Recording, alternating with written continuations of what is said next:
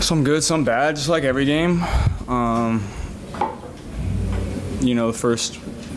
First half plus half a quarter was, I think as good as we played, and then I felt like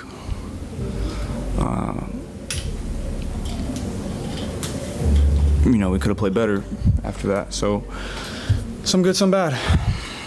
A big part of the conversation heading into this game was Burton and the fact that you publicly endorsed him on Wednesday, and he was supposed to be a big part of the game plan, and then obviously Zach making him inactive. As the leader of the team and on offense, how do you help Burton along and get him going in the way that you need him to? Yeah, he's, I think Jermaine's going to be a great player. He's just got to do the little things right. He's a guy that you like his demeanor, you like his energy, you like how he practices. He practices hard. He's got a chance. Do you specifically talk to him? Like, how do you help him specifically? Yeah, we'll have discussions, and just like any young player, you're gonna try to help him along any way that you can. As he gets older, he'll understand things in a different way. He's a young guy right now.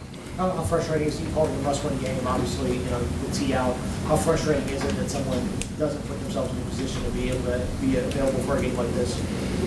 We had guys step up today. We had guys get their first playing time, make their first catches, and make some big time plays for us. So I was confident in the guys we had out there. Mike Gesicki just told us that you are one type of quarterback in terms of your intensity, your competitiveness. Even when the scoreboard looks great, you have a different approach on the sideline. What is your approach? What's your mentality in a game like today? I'm going to have my standard of play, and I'm going to have my idea of the standard of what we should live up to as an offense and coaching staff and myself and everybody. And when I feel like we live up to it, I'm going to let us know. And when I feel like we don't live up to it, I'm going to let us know too.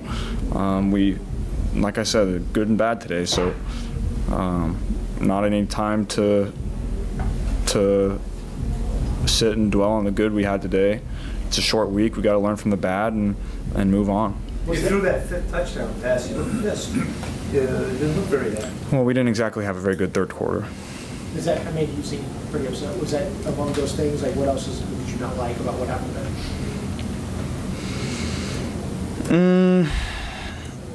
Yeah, there's just a combination of things that I felt like we didn't do good enough. Knowing that you're playing on a short week, is that part of it? Part of you just have to instantly shift your focus? Well, I think, yeah, that's part of it. I think also, I'm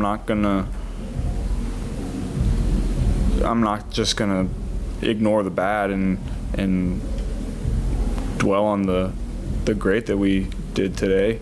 I don't think that's a recipe for improvement. I don't think that's a recipe for getting better. I'm gonna be hard on myself. I'm gonna be hard on us to execute the way that I feel like we need to execute, and I feel like we didn't put ourselves in great positions in times of that game to finish it off the right way. We ended up doing it. Defense came up big, but I think we could have done better. How much of that is just knowing what it takes to win a championship and the standard that requires, and having that probably top of mind always, even on games like today? Yeah, I think just how this season has gone, knowing what's ahead of us, knowing what we're going to have to do to get back into this. One win isn't going to make or break our season, so I'm going to strive for perfection every day and every game. So until that happens, what's there to be happy about? Did you feel like this would have been good enough to beat a better opponent today? I don't know about that. It was good enough today. You didn't have Zach. You didn't have Paul. How'd you protect? Was he playing too good a pass protection? Yeah, for the most part, I think we did a good job. There were some mental lapses there in the third quarter that we got to get cleaned up. But I think we handled them for the most part all day. If somebody lost, they didn't give up on the play, and I was able to slide and move in the pocket to find some space. So I think for the most part we were good today. Without Jermaine, how big is it for Gesicki to have the game that he had today?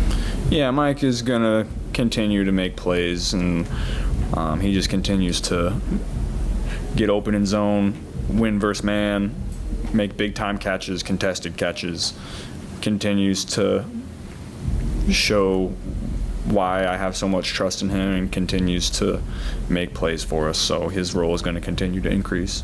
Joe, I think there were 8 different pass catchers today from you. With T out, is it just so much added pressure on Jamar where you're just saying I'm going to spread the ball all around? That's just kind of how the game played out. They mix up their coverages a lot, and when you do that, it's hard for me pre-snap to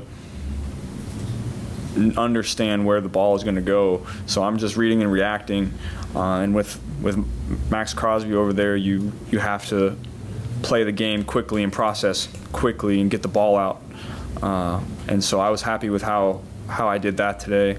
I got sacked a couple times, 1 or 2 times, I'm not exactly sure, but those were different situations. But I think for the most part I read and reacted to the defense very efficiently today. I think it was in the first quarter where you kind of slipped away from him and got that dump off to Chase Brown, and then maybe turned around and said something to him. What was that conversation? I just told him, ball's coming out quick today, Max. You're going to have to get back there a little faster. Did you say anything to him after he played worse than the one he get flagged on was when he hugged you after, when he hugged you, said, look, I didn't touch him. Remember that? Yeah, defensive linemen like to go up to the edge of what's allowed, and that's part of gamesmanship. That's part of football. He's trying to make me feel the heat, and that's something that I expect defensive players to do. That's smart. But I don't think his late hit was dirty at all. That's why quarterbacks, when you hear a whistle, you're supposed to throw it in the dirt so you don't get hit like that. I didn't hear the whistle, but that's exactly the reason why you see quarterbacks doing that. Did you expect some offensive linemen to come to your defense there, or were you everybody just kind of confused as to what had happened there? No, I wouldn't. We can't get a flag back. We got 15 yards on that play. But I don't blame him for that. That's football. Joe, they come out and they score. How important was it for you guys to come down and answer like you did? Yeah, I think, if we don't score a touchdown on a drive, I'm not going to be very happy for the rest of the year. I think that's our standard. We have to play the game that way. We have to expect that out of ourselves and live up to that. Surprised you went for it on 4th and 3? No. Why? It's where we are, and specifically how they play. There's going to be completions if you can get the ball out quickly, and so I felt confident in that situation, especially early in the game with them having just gone down to score. It'd be tough to settle for a field goal in that situation, so I was happy we went for it. There's been a lot of, going back to the off-season with players asking for trades, then Jamar not practicing during training camp, and then with Burton, there's been a lot of off-the-field stuff that you guys have dealt with this year. Do you feel like the focus is where it needs to be inside the locker room? Yeah, I would say it is. Things happen in the off-season, and the good players and the great players know when to lock in and when it's time to go. The young guys got to learn that. I think the rookies are still adjusting to what an NFL season is like. It's not for the faint of heart. It's difficult and it's challenging and it's daunting, and it's tough to stay disciplined every single day with your routine and your process and taking care of your body and getting to meetings and putting in extra work and understanding what you have to do on every play. It's not easy. That's why you don't see everybody. There's not a ton of great players throughout the league, and the great ones know how to handle it. Are you surprised that that still exists at that level? You're halfway through the season. I'm not sure I would say surprised. I think it's always an adjustment when you get to this schedule. It's not college. You're here early. You're here late a couple days, and then you got to do extra stuff outside the building to put yourself in a position to be great. And when it's an adjustment period when you first get into the league, and it's something you got to learn.